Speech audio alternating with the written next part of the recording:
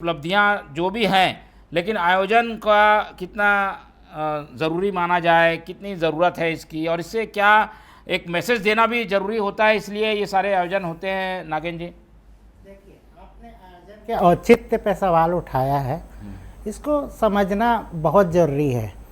देखिए, राजनीतिक दल चुनाव में जब जाते हैं तो आम जनता से वो वायदे करते हैं, घोषणा पत्र जारी करते हैं और उनसे कहते हैं कि आप हमको सत्ता में लाएंगे तो हम आपके हित में क्या क्या करेंगे।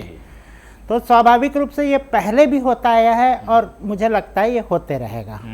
लेकिन सच ये है कि इसकी समीक्षा, इसका विश्लेषण आम जनता करती है और अपने मन में रखती है, और इसका परिणाम वो 5 साल बाद देती है कि आपने क्या किया उनके हित में।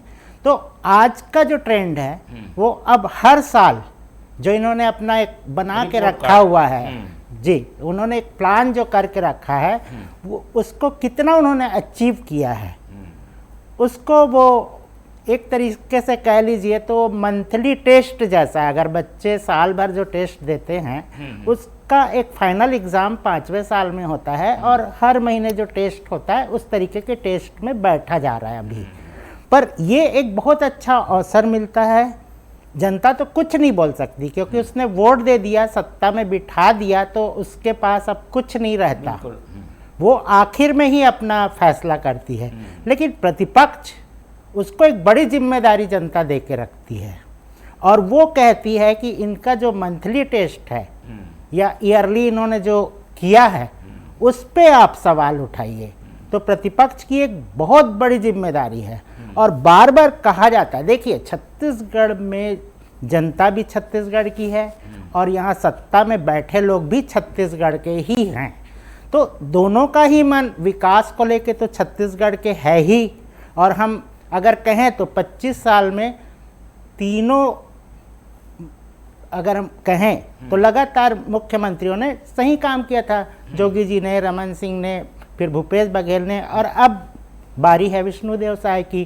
तो किसी के काम को आप ऐसे कम नहीं आंक सकते। स्वास्थ्य की बात अभी मैं सुन रहा था, पिछली सरकार ने हार्ट क्लिनिक बनाया था, चलती गाड़ियां जाती थी बाजार में, मोहल्ला क्लिनिक बनाया था, लोगों के घर तक पहुंच के इलाज करने की बात थी। तो इन सब चीज़ों को कहीं ना कहीं स्वीकारना चाहिए और बेहतर जो हो रहा है उसको और आगे बढ़ाने की दिशा में जाना चाहिए, क्योंकि सरकार जो है वो जनता के लिए ही काम करने के लिए आती है और उसको वो करना है।